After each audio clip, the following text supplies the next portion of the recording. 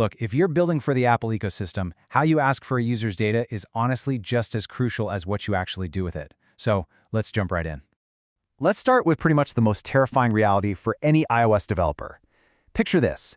A brand new user downloads your app, they open it up for the very first time, and before they can even see your beautiful home screen, bam, they're hit with a pop-up asking for their location or camera access. Completely on instinct, they just tap Don't Allow. So, what happens next? Well, the uncomfortable truth is, you are locked out, literally for good. Unlike other platforms out there, iOS uses an incredibly strict runtime permission model. That operating system prompt, it fires exactly once. One time, per app, per permission. If you ask at the wrong time and they say no, your code can call that authorization request function 100 times over, and the OS is just going to silently ignore you. No second chances. And that brings us to my favorite, or maybe least favorite statistic, 0. That is the exact percentage of annoyed users who will actually go out of their way, dig through their iOS device settings, navigate to privacy, find your specific app, and manually re-enable a denied permission for you. I mean, let's be real, no amount of clever UI design can fix a poorly timed initial ask. We absolutely have to get it right the very first time. All right, Section 1. Under the iOS hood, how permissions actually work. To avoid this permanent lockout scenario, we really need to understand the underlying runtime mechanics of how Apple handles these requests.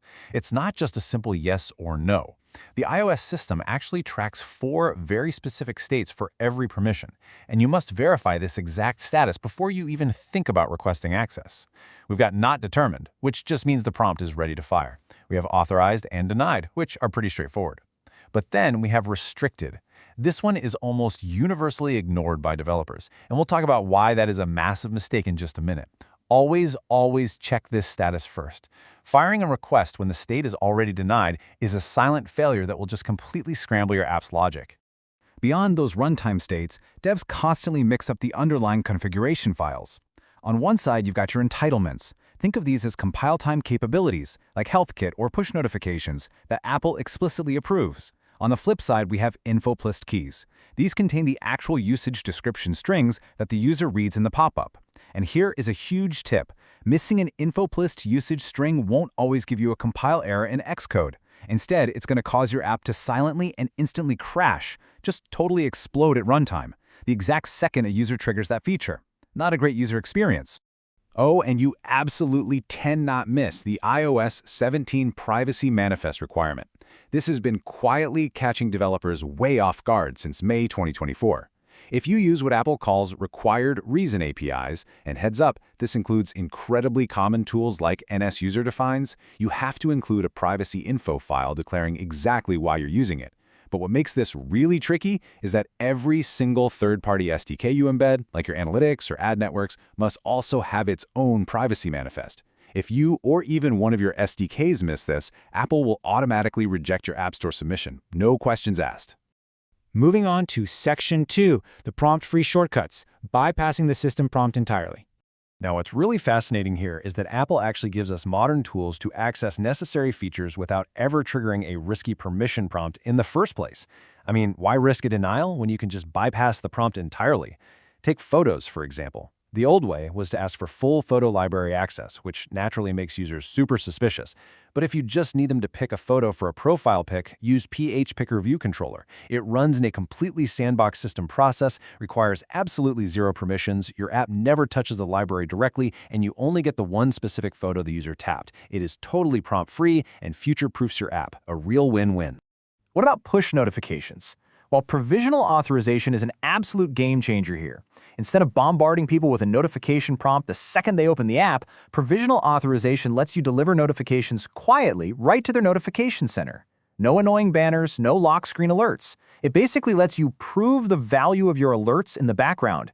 The user sees them later, goes, oh, this is actually helpful, and then actively decides to keep them on. It's a fantastic show, don't tell approach to building real trust. And then there's location. Probably the permission users are most guarded about, right? If you just have a one-off feature, like finding a nearby store or grabbing a delivery address, the See Location button is brilliant. It's literally a specialized UI button that grants your app temporary location access with a single user tap. Just by tapping that button, their location is shared for that one specific interaction. You bypass the dreaded permanent location prompt entirely. All right, Section 3. Designing the perfect ask. UX patterns that increase grant rates. Of course, there are definitely times when you genuinely need to ask for full access. When you do, your user experience design dictates whether you get an 80% grant rate or a 30% failure. It all starts with the text the user actually reads. Your Info.plist strings need to use a punchy 3-part formula. Clearly state what data you're accessing, why you need it, and most importantly, the direct benefit to the user. Camera access required is just a terrible prompt, but allow camera access to scan barcodes and instantly look up product prices. Now that tells the user exactly what's in it for them. And keep in mind, Apple reviewers actively read these strings, so vague descriptions are grounds for flat-out rejection. And this perfectly illustrates the pre-permission flow.